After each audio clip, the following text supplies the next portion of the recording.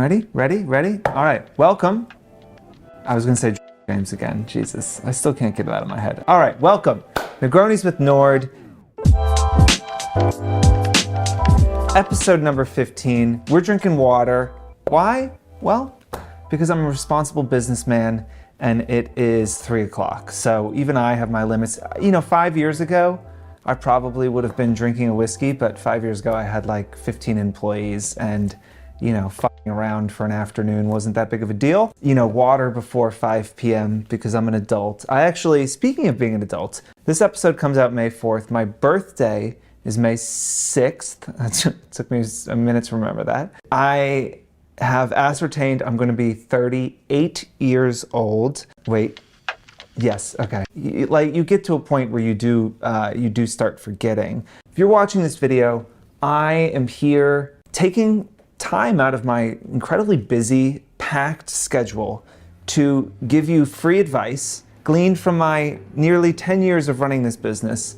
It's my birthday and I could use some booze. People used to send me booze all the time. If you look over on my booze cart over here, maybe Haley can spin us around. It's looking a little anemic, and I have to say, I bought most of that shit, which is disappointing. So look, the address is 72 Allen Street, 3rd floor. Attention, James Nord, send me a bottle, wouldn't kill you, We're doing something a little different today as well. We've had Danye on the show 3 times now?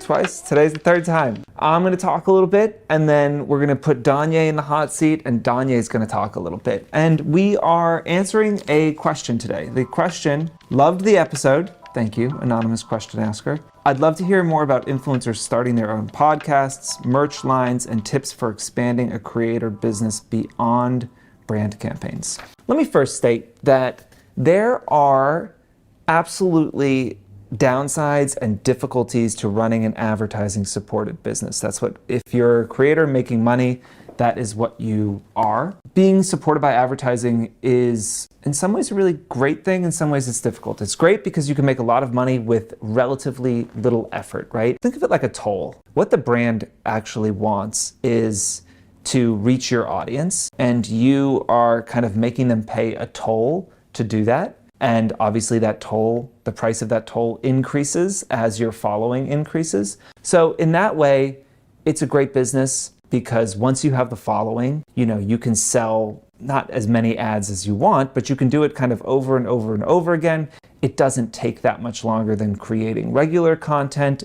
You can make a lot of money. The downside is advertisers are fickle, as we've talked about, and their tastes change, and it is incredibly difficult to stay in the forefront of culture to a point where you are a kind of target for advertisers wanting to work with you. So while a lucrative business, it is almost by design and nature one that is shorter lived. I think most influencers will have a hard time having multi-decade careers just being supported by advertising. And many of you watching this might be, 23, 24, 25 years old or something. God bless you. Life is long, So you are going to have to think of ways to, diversify your income, or think about ways to, create some longevity in what you do. We saw, go back to 2019, it felt like everybody was starting podcasts. Most people that did that have probably shut those podcasts down by now. Not to say it's not worth trying, but if you're thinking about starting a podcast, it shouldn't be, as I think many podcasts are, because you feel like you should have a podcast because everybody else has a podcast, but because you feel like there is a type of content that you want to create that is not possible for you to do currently on the platforms that you use.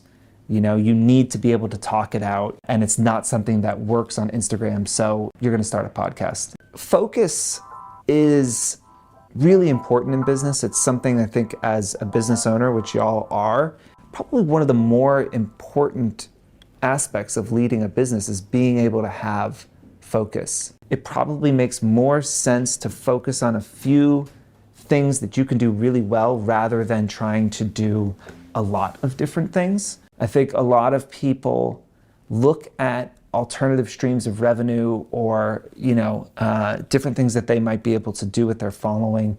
And they think it's going to be like this silver bullet. There's this great business book called The Hard Thing About Hard Things, and he talks about silver bullets in business, that as a business owner, you often are looking for those silver bullets. What is that feature or that thing or that partnership that is going to like really change things for me? But realistically, there are no silver bullets. And he says there are thousands of lead bullets.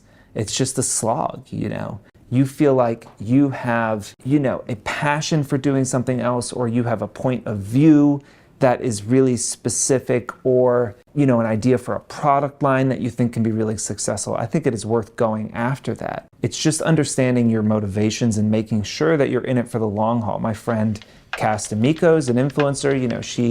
She started that jewelry line Arium 2 or 3 years ago.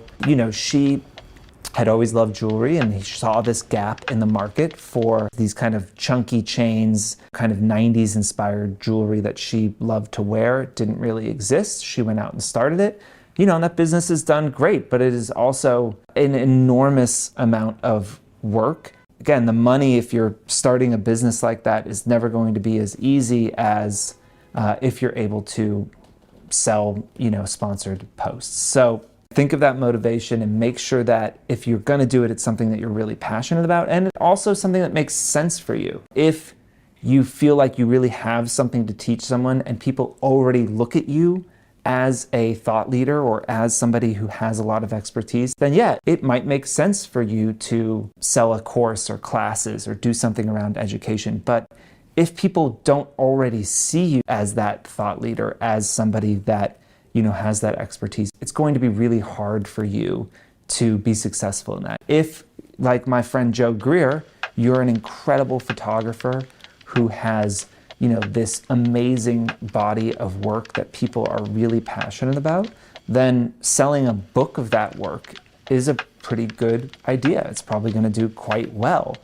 If you are an emerging photographer and people aren't massively passionate about your work, that's probably not going to work, right? And so you have to just make sure that your skills are matching up with the way that you want to monetize that following. Again, I just think too many people, when they think about diversifying their platforms or their revenue streams, do it because they have seen other people do it and it works, or because they feel like they should be doing it.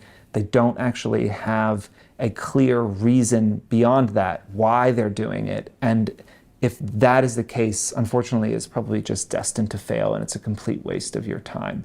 If it's something that's like feels really exciting and like an idea that you feel like, I just have to do this because I feel like I can do something really special and different here, then you should absolutely do that. But understanding those motivations are really important. Now, I'm going to get out of the chair here. All right. I am going to try to not act nervous because I'm in James's seat right now. But James, thank you so much for passing over the podcast baton to me. I'm so happy to be here to talk about stuff that I'm really passionate about and stuff that I actually do. So today we're going to be talking about diversifying your content output as a creator. I'm on here because I have managed to do that. I think pretty well, to say the least. I started realizing that I needed to not put all of my eggs in one basket, aka post all of my content on one platform. I remember there was this time where Instagram went down and I was like, oh my God, like I want to post and I want to talk to my audience, but I can't do it right now because Instagram is down. It's just not working. And it really made me think, wow, I am putting all of my eggs into this one basket as it relates to Instagram, and my career is based on my audience. And if I can't reach them, then I don't have a career. And that's when the light bulb kind of went off that I need to own my audience. So I started doing some research, thinking how I can do it. At the time, doing a newsletter for me was the lowest hanging fruit. I feel like I'm really good at writing and expressing myself. So that was the first thing, figuring out what the avenue was. So for me, it was a newsletter. For other people, maybe a podcast. Mind you, again, I picked the newsletter because I'm like, what can I do that's going to create the most value, but it's not going to take that much energy for me. I could have done anything. I could have done merchandise. I could have done a podcast, but I was like, okay, a newsletter, that's something that I can knock out in an hour. I can set my own pace. Okay, how am I going to get people to subscribe to my newsletter? So I started doing some like social inventory, thinking about why people follow me. So I started going through my DMs, going through my comments, and it was so many people that were just reaching out to me saying, Tanya, oh my gosh, I love following you. I love your insight on marketing, how you educate people, things like that. So I'm like, okay, boom, this is it. I started a series on my Instagram prior where I was just giving unsolicited advice to creators. And I'm like, wow, this is going to be the format for my newsletter. So sometimes you may have to take what it is that you're already doing and just reformat it to fit something else. So I took a content series I was doing on Instagram and turned it into a newsletter called To Whom It May Concern. So I remember it was Art Basel and everybody was in Miami, and it was this restaurant you guys are probably familiar with. It's called Nobu. And they were charging like $700 for like chicken wings and fries, like crazy, insane prices. And that post was going around. It went pretty viral during the time because people were like, oh my gosh, how can Nobu charge this much money for this food? And for me, working in marketing and branding, I was like, oh, that's easy. It's because you're not paying just for the food. You're paying for the lifestyle that is attached to Nobu. People go to Nobu because it makes them look cool. It makes them feel good. It makes them seem like they're above, like upper echelon. And that is what you're paying for. And because Nobu has built that brand, they're able to charge a premium tax. Once I broke that down on my Instagram, there was like, oh my God. And then the light bulb went off. I'm like, okay, this is gonna be my first newsletter. I created a how to build a lifestyle brand similar to Nobu in a Google Docs. I made like an outline of it, and I told my followers, hey, I'm going on live to talk about this topic. Tune in, this is what I'll be covering. And my tactic to get people to subscribe to the newsletter was like, if you want to get the notes from my live so that you can take this information and apply it at your own pace, then click the link in my bio, type in your email, and I'll send you my notes.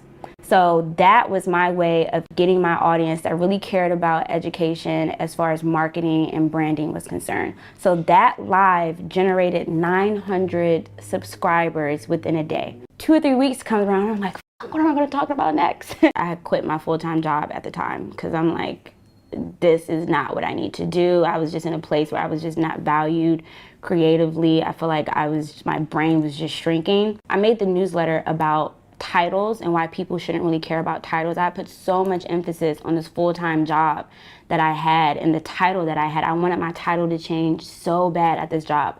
But even if my title changed, I would still be in the same position. And it made me realize, wow, there's probably a lot of other creators that are working full-time jobs that are creative, but also have a side gig, whether it's photography, videography, whatever. They don't feel valued and they hate the title that they're given. So I made a newsletter around that. Boom. So I kept using that formula of taking what was going on in my life and applying it to my newsletter to educate my audience.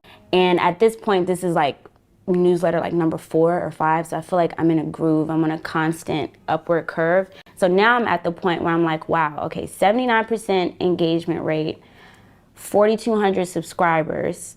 I think I can start charging for this. So now I'm in the phase of my newsletter career where I'm thinking about leveraging my audience on my newsletter to generate other income. So I'm definitely going to be starting to think about different brands and if they want to sponsor a newsletter, because now I have that data to be able to pitch. I probably couldn't pitch, to a brand when I first did my newsletter because I only had 900 subscribers. But now I have a track record of success that I can use, and I think that's what a lot of creators need to understand when it comes to diversifying or stepping out and doing something new. You're not going to get success instantly. It takes consistency, it takes trying new things, and it also takes doing your own research. If I would have never listened to my audience or never thought about what it is that they would have wanted to hear, I would have never made my newsletter that I made last month. But I was realistic with myself. I know that I'm not going to have time to develop a product, realistically sit down and record courses right now. I made that decision to do a newsletter based on how much energy I wanted to exert. And I also am in a different position financially where I'm not pressed to make money instantly. If you are in a position where it's like, oh my gosh, I need money, your idea or your path to monetize your creativity may be a little different. So where I'm at right now with 4,200 subscribers, I'm not charging for it right now, but I would definitely think about adding that as an option to my influencer gig. So if a brand like Adobe reaches out to me and says, hey, Danye, like, here's $2,000 or whatever to make this post, I can then go back to Adobe and say, okay, well, look, I know you want to pay me for this Instagram post, but I have 4,000 something subscribers over here with almost an 80% engagement rate. For an extra $500-$600, you can promote your product into this newsletter, which is really smart because the newsletter I'm going to write anyway. You know what I mean? So it's like I might as well just leverage that in order to generate more revenue. But would I be able to do something like that 5 or 6 months ago when I started my newsletter? No, because I didn't have the data to represent that. So I think that's something that creators should definitely factor in, the longevity that it takes to garner success. That is leverageable a word? Oh, okay. Think about the time it takes to garner success that is leverageable, and think about, if you want to put that type of time in. So if you're a creator right now and you're thinking about all the different ways that you can diversify and monetize your creativity, write down all of the different things that you think you would want to do. So whether it's podcasts, merchandise, what are some other ones? I guess those are like the two main ones. Or if you want to do speaking, if you're in the educational world, speaking is a really good one. I didn't even talk about that. Think about all of the different ways that you want to diversify your income as a creator, and then try to write down all the different things that will go into making that successful. Production costs, operating costs, expenses, everything that it would need to take for you to get that second income off the ground, and really assess whether or not that is realistic to you. Also know that you can change your mind whenever you want. That's the beauty of life. Just because you do one thing, that does not mean that you have to be buried with it. You can change your mind. And I think that's what's so great about being a creator and being in this space, is the amount of flexibility that you have and the power that you have over your creative life. If you're reading this, not reading this, if you're listening to this, watching this, thank you so much for watching. Make sure you like and subscribe. And if you have any more topics, please drop them in the comments below, because that will help me and Haley during our brainstorm sessions when we're thinking, oh my God, what should the next podcast be? Whoever left this comment, thank you. This saved us like 15 minutes during our brainstorm session. And it was a great topic because look, it got me behind James's desk. So more questions, more comments about influencer marketing, the creative industry, and we will see you guys soon. Bye.